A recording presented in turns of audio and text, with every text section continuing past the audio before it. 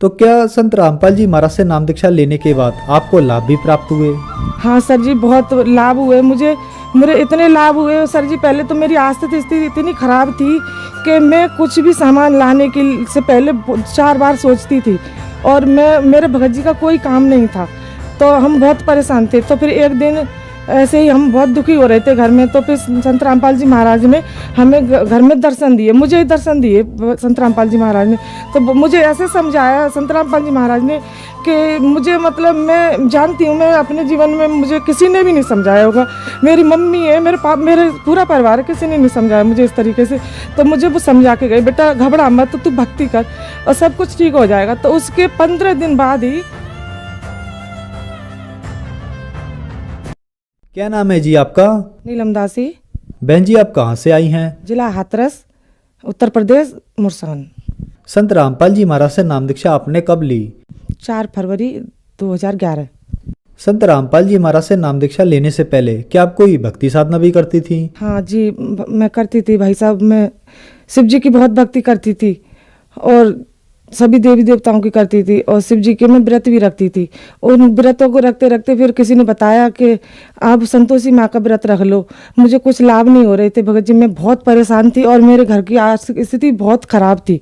मेरे पति का मतलब कोई काम नहीं था और हम बहुत परेशान थे, और कभी कोई बीमार तो कभी कोई बीमार, मतलब हम बहुत ही दुखी थे। तो फिर आप संत रामपाल जी महाराज की शरण में कैसे आईं?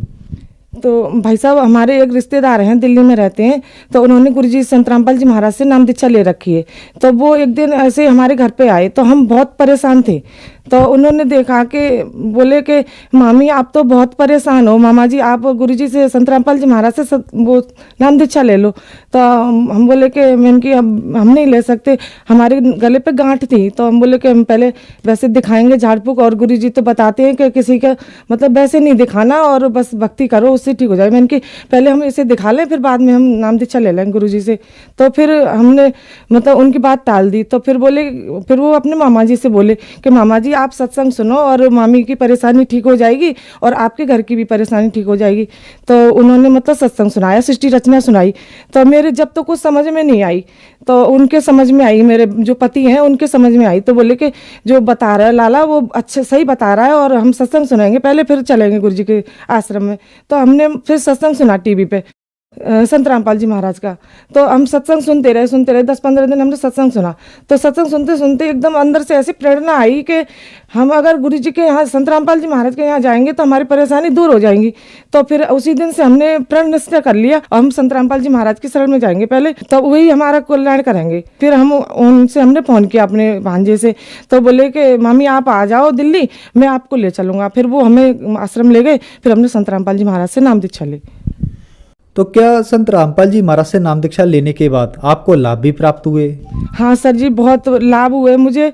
मेरे इतने लाभ हुए सर जी, पहले तो मेरी आर्थिक स्थिति इतनी खराब थी कि मैं कुछ भी सामान लाने के से पहले 4 बार सोचती थी, और मेरे भगत जी का कोई काम नहीं था, तो हम बहुत परेशान थे। तो फिर एक दिन ऐसे ही हम बहुत दुखी हो रहे थे घर में, तो फिर संत रामपाल जी महाराज ने हमें घर में दर्शन दिए, मुझे ही दर्शन दिए संत रामपाल जी महाराज ने। तो मुझे ऐसे समझाया संत रामपाल जी महाराज ने कि मुझे, मतलब मैं जानती हूँ, मैं अपने जीवन में मुझे किसी ने भी नहीं समझाया होगा। मेरी मम्मी है, मेरे पूरा परिवार, किसी ने नहीं समझाया मुझे इस तरीके से। तो मुझे वो समझा के गए, बेटा घबरा मत, तू भक्ति कर और सब कुछ ठीक हो जाएगा। तो उसके 15 दिन बाद ही गुजरात से फोन आता है, तो मेरे पति वहाँ चले गए काम करने, तो उनकी वहाँ जॉब लग गई। फिर वहाँ से आने के बाद फिर हमारा मतलब आर्थिक स्थिति बिल्कुल ठीक हो गई, और हमारा मतलब सही से हम ठीक रहने लगे।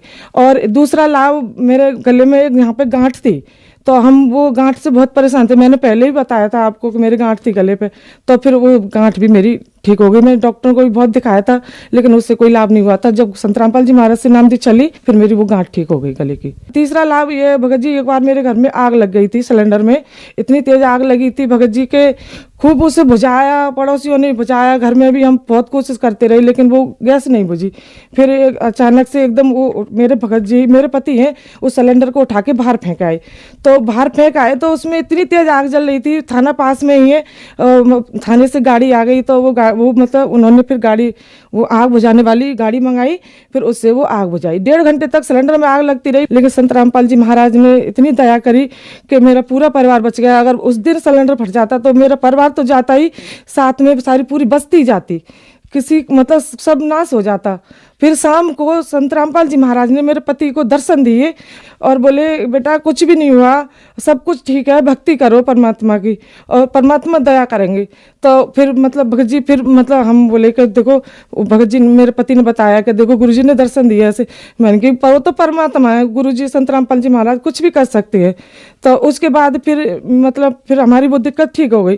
फिर मेरे पापा जी हैं, ससुर हैं, 80-85 साल की उम्र है उनकी। तो वो मतलब मानते नहीं थे। हम कहते थे पापा जी आप गुरुजी से नाम दीक्षा ले लो, तो वो कहते थे कि मेरी तमाकू नहीं छूटेगी। मैंने कहा छूट जाएगी, आप नाम दीक्षा ले दो लो परमात्मा से, गुरुजी से। तो बोले कि मैं ले लूँगा। फिर ऐसे ही वो टाल देते थे। फिर एक दिन क्या हुआ कि उनके पैरालाइसिस जैसी शिकायत हो गई, मतलब ऐसे गर्दन पे जलन का रोग हो गया उनके, और ऐसे बड़े बड़े फलक हो गए। तो मैंने कि पापा जी अब भी मान जाओ, आप नाम दीक्षा ले लो गुरुजी से, आप ठीक हो जाओगे। तो बोले कि ठीक है मैं ले लूँगा नाम, और पहले मैं ठीक हो जाऊँ। मैंने कि ठीक है हो जाओगे। फिर हमने डॉक्टर से उन दवाई दिलवाई, तो थोड़े वो मतलब आराम हो गया उनको, तो आराम हो गया। फिर हमने उनसे कही कि अब गुरुजी से नाम दीक्षा ले लो, तो बोले कि नहीं मेरी तमाकू नहीं छूटेगी। मैंने कहा आप ले तो लो, छूट जाएगी। फिर उन्होंने नाम दीक्षा ले ली। फिर उसके बाद 10-15 दिन दवा खाई थोड़ी डॉक्टर की, और गुरुजी से प्रार्थना लगाई और अमृत जल दिया परमात्मा का, वो बिल्कुल ठीक हो गए। उसके फिर 2 साल बाद उनके एक दिक्कत और बनी। 85 साल की उम्र है, बुजुर्ग है वैसे, लेकिन परमात्मा ने उसको भक्ति के लिए उम्र बढ़ाई। और एक नाक पे उनके यहाँ पे फोड़ा सा था, बहुत दिन से था। वो बताते थे कि मतलब उनने जब से होश संभाला उस तभी से था। तो अब आगे उनकी दिक्कत बढ़ गई, तो वो मतलब उसमें से पानी सा खून सा निकलता रहता था। तो फिर हमने दिखाया, वो बोले कि इसमें से खून निकलता रहता है, मुझे दिखा दो कहीं। तो मैंने कहा चलो दिखाते। फिर मैं दिखाने लगी हाथरस में। फिर उनके टेस्ट करवाए, तो एक डॉक्टर ने तो मना कर दिया कि नहीं मैं नहीं देखूंगा, इनको हाथरस ले जाओ। फिर मैं दूसरी जगह ले गई, तो वहाँ पे फिर उसने कहा कि इनके कुछ भी हो सकता है, कैंसर वगैरह हो सकता है, पहले उनका चेक होगा। तो फिर मैंने कहा चलो ठीक है आप चेक करो। तो उन्होंने चेक किया, फिर 8 दिन बाद उन्होंने रिपोर्ट दी। तो फिर वो रिपोर्ट लेके आए, तो उन डॉक्टर ने उनको ही बोल दिया कि बाबा आपके कैंसर है। तो वो सुन के वो घबरा गए अंदर से। और हमने कहा कि पापा जी आप संत रामपाल जी महाराज के शरण में हो, घबरा मत, ठीक हो जाओगे। तो बोले कि हाँ मैं ठीक हूँ, मुझे कुछ नहीं होगा। तो वो ऐसे ऊपर से तो सावधान थे, लेकिन अंदर ही अंदर घुटते रहे। लेकिन 8 दिन बाद उनकी इससे तबीयत खराब हुई, बहुत ज़्यादा तबीयत खराब हो गई कि चलने फिरने के लायक भी नहीं रहे वो, और मतलब टट्टी पेशाब उनका सब निकल गया बिस्तर में। तो फिर हम उन्हें कोसी ले गए इलाज के लिए, हॉस्पिटल में एडमिट किया। फिर उनको हॉस्पिटल में जाके आईसीयू में भर्ती कर दिया। 3-4 दिन तक आईसीयू में भर्ती रहे वो। फिर हमने कहा मैं कि गुरुजी से प्रार्थना लगाते संत रामपाल जी महाराज से। फिर हमने संत रामपाल जी महाराज से प्रार्थना लगाई, और वहाँ से जवाब आया कि बेटा ठीक हो जाएगा और भक्ति करो और परमात्मा की, परमात्मा दया करेंगे। तो फिर उसी दिन फिर मैंने डॉक्टर से कहा कि डॉक्टर साहब हमारी छुट्टी कर दो, कि अभी ये इस स्थिति में नहीं है कि इनकी छुट्टी करी जाए, नहीं आप निकाल दो। मैंने कि हम अपने घर ले जाएंगे। फिर हमने ज़्यादा जिद की, तो उन्होंने आईसीयू में से निकाल के और बाढ़ में कर दिए। तो वहाँ से फिर उनको एक दिन फिर हमने वहाँ रखा।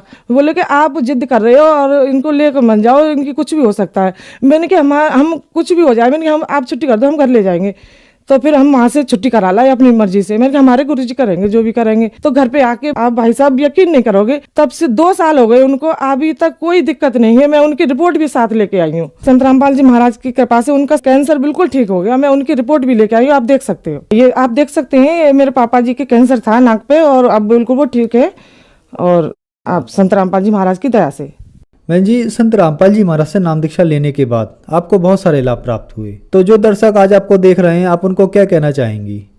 मैं तो हाथ जोड़ के प्रार्थना कर सकती हूँ, आओ कि संत रामपाल जी महाराज की शरण में आओ। जैसे मुझे लाभ हुए, मैं दुखियारी अपना दुख रो रही हूँ और मैंने बहुत दुख झेले हैं, और आप भी संत रामपाल जी महाराज की शरण में आओ और अपना कल्याण करवाओ। संत रामपाल जी महाराज पूर्ण परमात्मा है। संत रामपाल जी महाराज की शरण में कैसे आ सकते हैं? संत रामपाल जी महाराज की शरण में साधना चैनल पे सत्संग आता है, उस पर नीचे पीली पट्टी आती है, उस पर नंबर आती है। उन नंबरों पे कॉल करके आपको पता लग जाएगा कि कहाँ पे सत्संग होता है और कहाँ से नाम दीक्षा मिलती है, और आपको संत रामपाल जी महाराज से उपदेश प्राप्त होगा। धन्यवाद जी।